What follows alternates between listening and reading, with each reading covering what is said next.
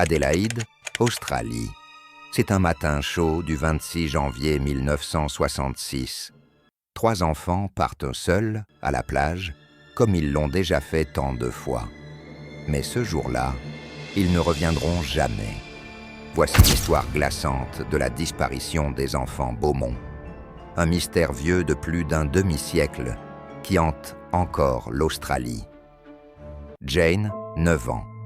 Arna, 7 ans. Grant, 4 ans. 3 frères et sœurs, inséparables, vivant dans un quartier tranquille de Somerton Park, en banlieue d'Adélaïde.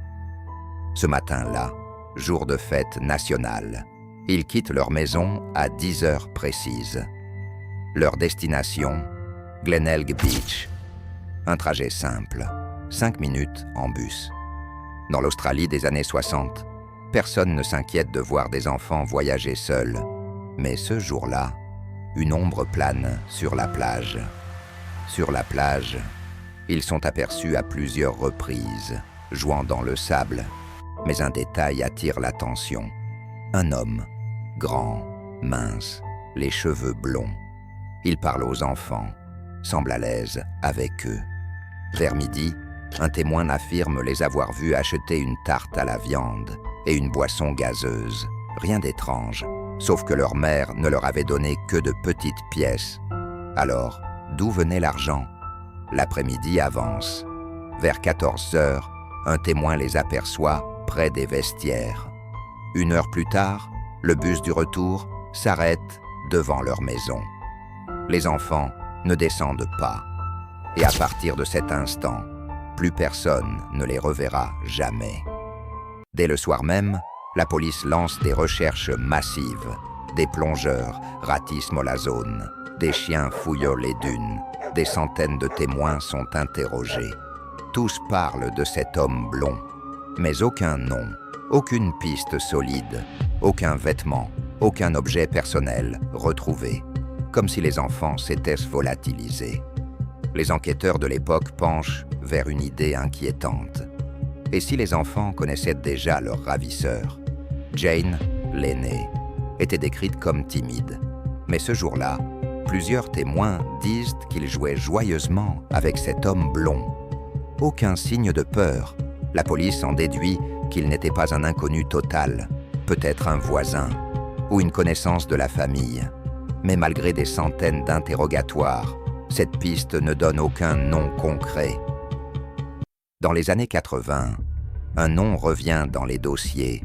Bevan Spencer von Einem, un prédateur violent, déjà condamné pour le meurtre d'un adolescent.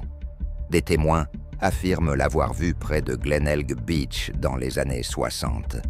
Mais aucune preuve formelle ne le place là le jour de la disparition. Puis, il y a Harry Phipps, un homme riche, respecté, mais au comportement étrange. Ce jour-là, 2 ouvriers disent l'avoir vu demander à 3 enfants de creuser un trou dans son jardin. Ce souvenir les hantera pendant des décennies. Les fouilles menées en 2018 ne révèlent rien, mais les doutes persistent. Une théorie plus optimiste, et pourtant improbable, imagine que les enfants se soient simplement perdus ou enfuis. Mais Glenelg Beach était bondé ce jour-là. Et 3 enfants ne disparaissent pas dans la foule sans laisser la moindre trace. D'autres pistes apparaissent au fil des années. Un lien avec d'autres disparitions d'enfants. Peut-être un réseau criminel, peut-être un secret plus sombre encore. Mais plus le temps passe, plus les réponses semblent s'éloigner. Plus d'un demi-siècle a passé. Les parents des enfants sont morts sans jamais connaître la vérité. Le dossier des enfants Beaumont reste l'un des plus grands mystères criminels d'Australie. Et vous, que pensez-vous? Les enfants Beaumont connaissaient-ils leur ravisseur? Ou ont-ils croisé ce jour-là un prédateur opportuniste?